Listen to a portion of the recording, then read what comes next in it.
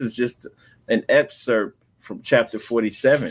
He speaks about our divine origin, our hidden history.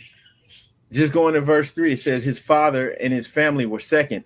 Then came the word Ethiopia, which means the demarcation line of the dominion of Amexem, the first true and divine name of Africa, right? Something is hidden. The first true and divine name of Africa, Amexem, right? The dominion of Kush, northeast and southeast Africa, northwest and southwest was his father's dominion of Africa. In later years, many of their brethren from Asia and the Holy Lands joined them. The Moabites from the land of Moab, who received permission from the pharaohs of Egypt to settle and inhabit northwest Africa. They were the founders and are the true possessors of the present Moroccan Empire.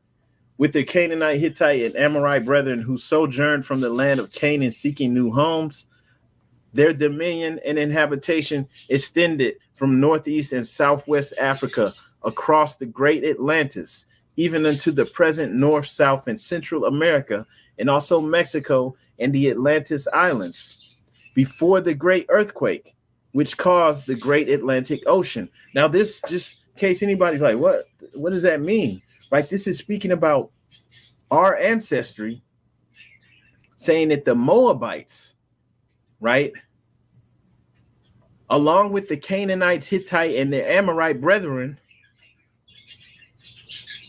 extended their dominion from northeast and southwest Africa across the great Atlantis. The great Atlantis, the name for that became this thing that became the Atlantic Ocean, right? They were in this part of Africa, but also into North, South, and Central America, right? Mexico and the Atlantis Islands. And that they've been over here since before the great earthquake, which caused the Atlantic Ocean. So this is explaining the dominion, right? The possession, the property, or the land that our ancestors had, and also a time frame. This happened way before colonization, right? So the people are related, and since this happened before that earthquake, which caused the Atlantic Ocean, for us, this is Northwest Africa or Northwest Amexem.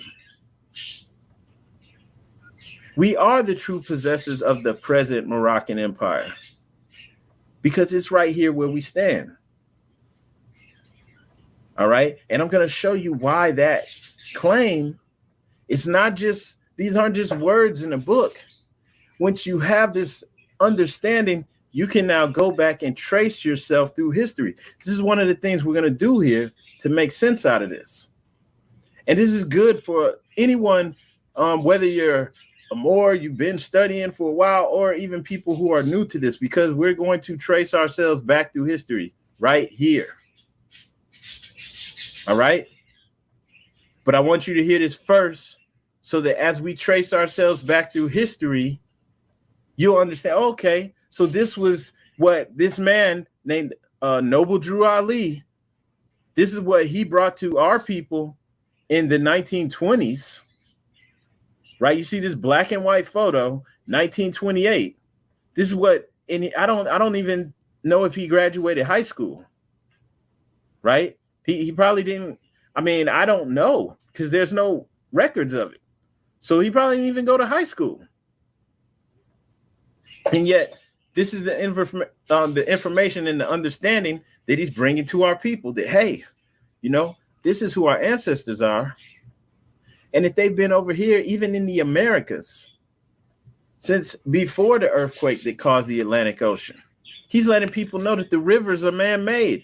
The Nile River was dredged and made by the ancient pharaohs of Egypt in order to trade with the surrounding kingdoms. Also, the Niger River was dredged by the great pharaoh of Egypt in those ancient days for trade, and it extended eastward from the river Nile, westward across the great Atlantic. It was used for trade and transportation, that extending westward across the great Atlantic. This may explain why within the Atlantic Ocean, right, you have the ocean streams, these underwater river currents. And so the sailors, they knew this. I mean, they still know it today. to get on that current, and it'll ride them to their destination faster. It'll get them to where they're going faster. So there's underwater river currents in the ocean. And so he's saying that this is man-made.